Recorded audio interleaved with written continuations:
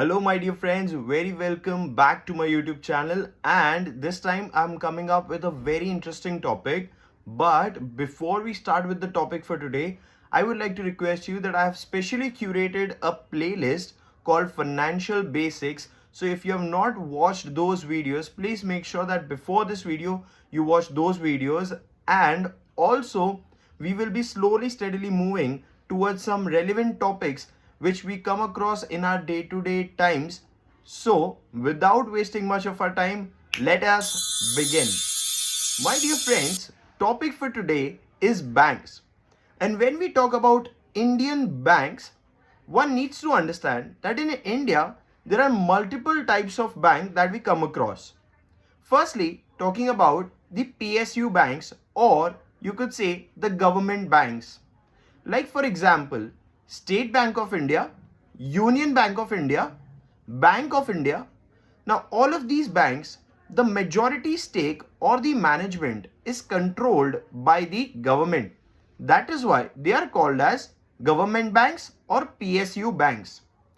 Further, there are certain private institutions working as banks.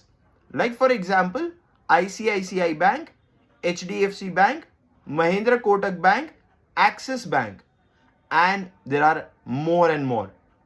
There are also certain cooperative banks that we come across. Like for example, Saraswat Bank, that is Saraswat Cooperative Society Bank, Mumbai Sahkar Bank. To get in touch with banks on a day-to-day basis and to utilize their services, one has to, for the very foremost, open up a bank account. Now, when I talk about bank account, what is this? Now, in simple terms, a bank account is opening procedure which one has to do with the bank, in which I will be getting a specific account number and I will be having access to the banking services. Like for example, I could deposit my cash or my savings, and I could also withdraw the money whenever I need. Now these transactions on a basic level are called as primary functions of a bank. Bank also has a lot of other functions to offer, such as debit card and credit card, or even loan facilities. Let me highlight different transactions that we come across while we are dealing with banks. So firstly, we talk about deposits. Now deposit is such a transaction where you give your money to the bank and the very same money is added to your bank account, increasing your account balance. Like for say, if you already were having 10,000 rupees in your bank account, here if you deposit rupees 2,000, it gets added to your bank balance, and the final bank balance would be 10,000 plus 2,000, that is 12,000 rupees. Another transaction that we come across on a day-to-day basis with the bank after deposit is withdrawals. Now, when I talk about withdrawals, it is a simple transaction with the bank where the money that we have in our bank account can be withdrawn, that is, can be removed for our day-to-day needs. It can be taken out, and this will result into the reduction or decrease of our bank balance. Like for example, if I had a bank balance of 20,000 rupees, and here if I withdraw 5,000 out of the same, it means 20,000 minus 5,000, that is remaining 15,000 rupees will be my bank balance. Let us discuss about transactions. Now, transaction in simple word is any act which changes the balance of your account. Now, this change or this transaction can be because of a deposit or even because of a withdrawal. Now, if it is a deposit, it might have a positive impact, whereas if it is a withdrawal, it might have a negative impact. On all of these transactions, one needs to understand that having an impact on the account is common. After transactions, one needs to understand what is account balance. Now, when we talk about account balance, it is the money that bank holds with itself in your name.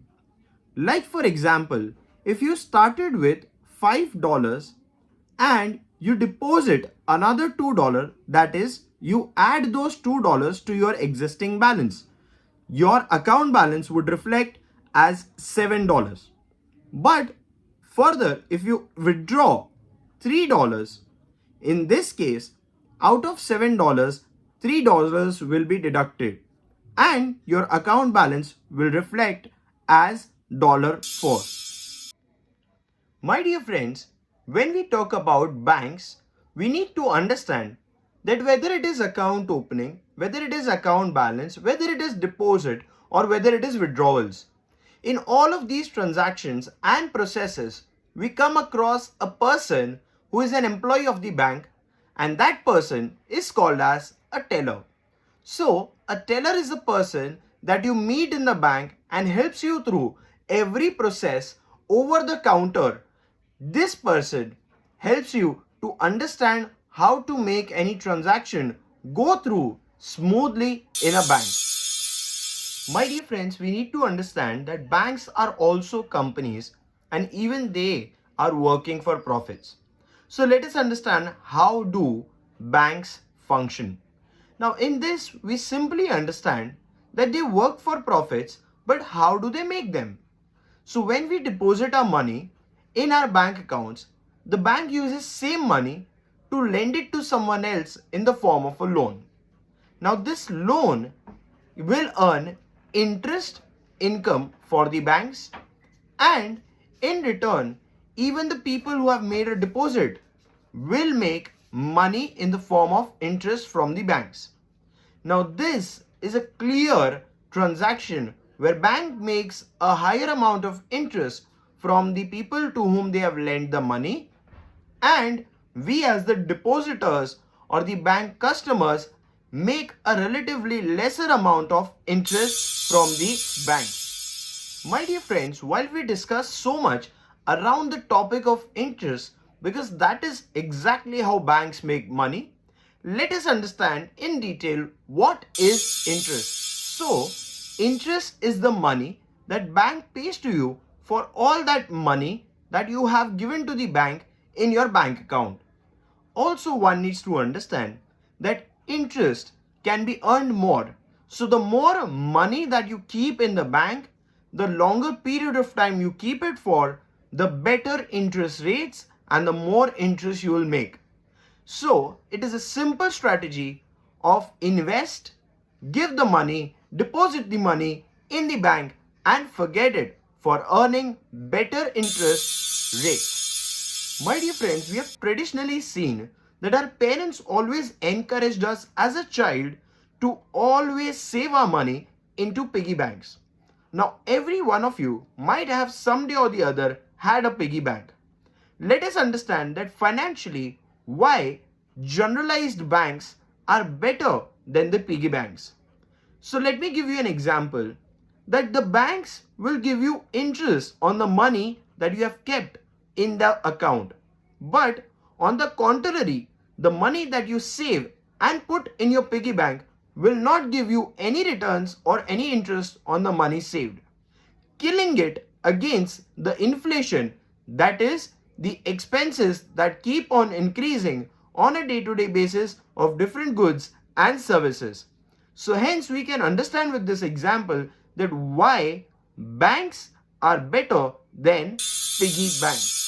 So my dear friends, if this session on banking was interesting and if you learned something new, please make sure that you don't forget to hit the like, share and subscribe button and share it with your friends. Thank you so much. Bye-bye.